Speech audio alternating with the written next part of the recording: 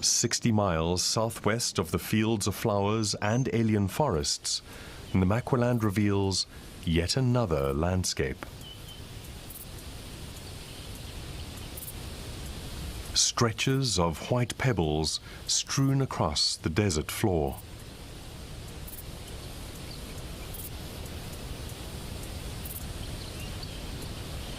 Only dwarf plants and succulents grow in the saline soils of these quartz fields.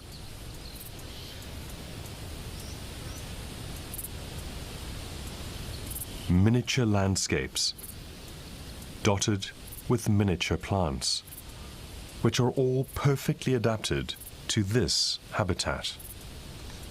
The barbarboki, or in English, baby's bottom, is a succulent found only in the quartz fields of Namaqualand.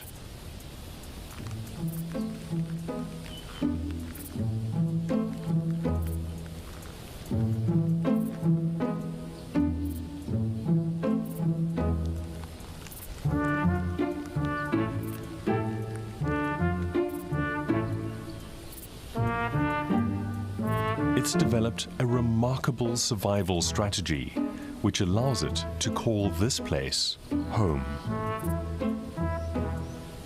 In order to hide from hungry herbivores, it disguises itself as one of the gray-white rocks that surround it. And hiding in plain sight isn't just for plants.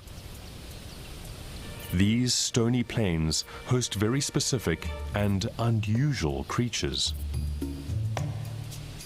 which often go unnoticed.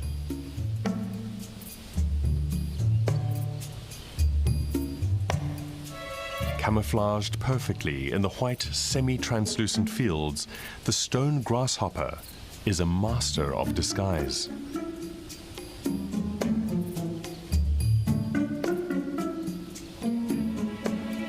Everything about his body keeps him concealed in the quartz fields. Parts of him even look slightly chipped, mimicking the flawed shapes of the stones.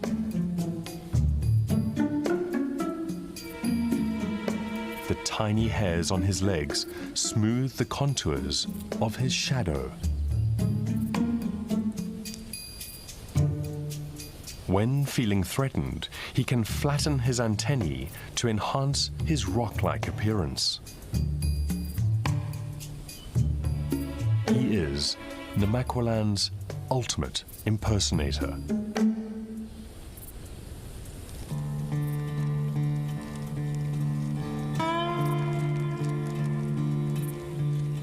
Combing the stone fields for unsuspecting grasshoppers, the red-headed centipede uses speed and endurance as a predation method.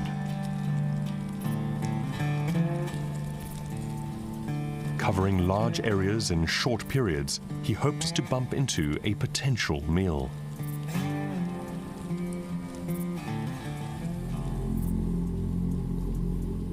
He's a vicious predator and will attack any insect or animal smaller than his immense 8-inch body.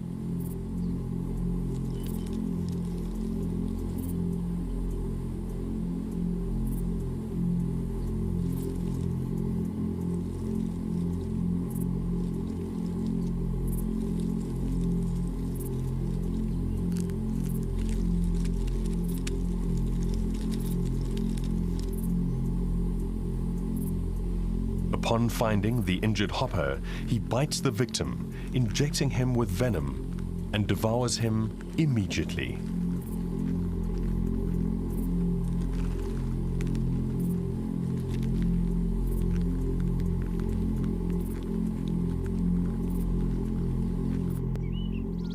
Unlike his camouflaged counterpart, the foam grasshopper has evolved to fight back.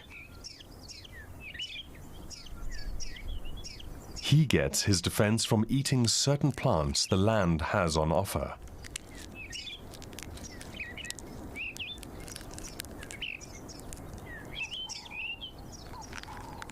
Feeding mostly on poisonous milkweed, the foam grasshopper ingests the toxins and stores them in his joints.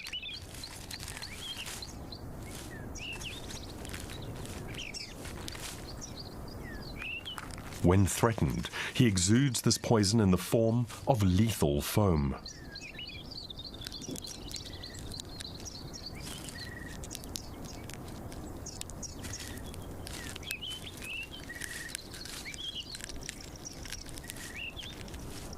This striking insect flaunts his colors boldly.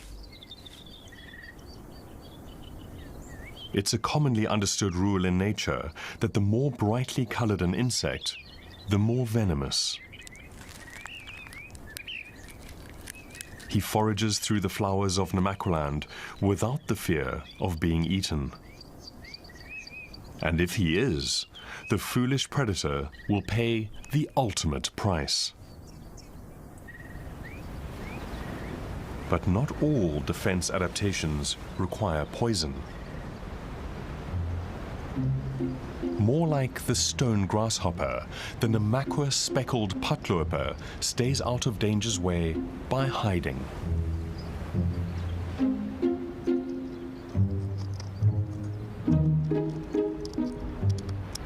Trudging across the Namaqua landscape takes an incredibly long time for this pocket-sized resident.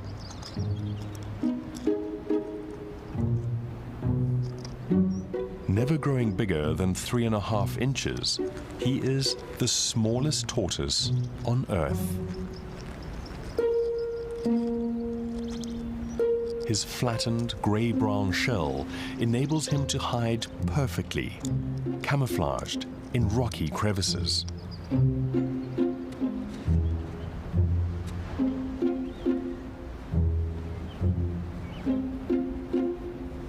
In the hot summers, he preys on the hardy succulents.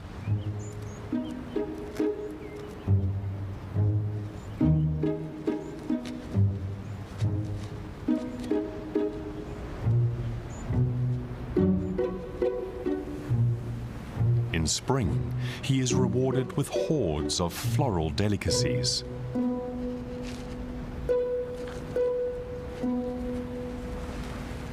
He doesn't hold back. These flowers won't be here for long. The tortoise gorges himself on the treats that only appear once a year.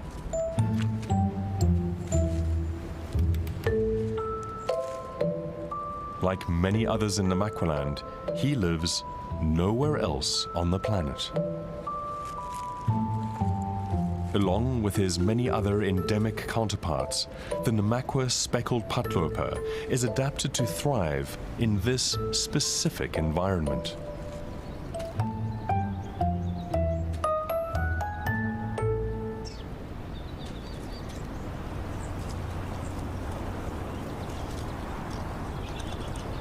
Species in Namaqualand have developed over generations to ensure that their adaptations allow them to live in this biome.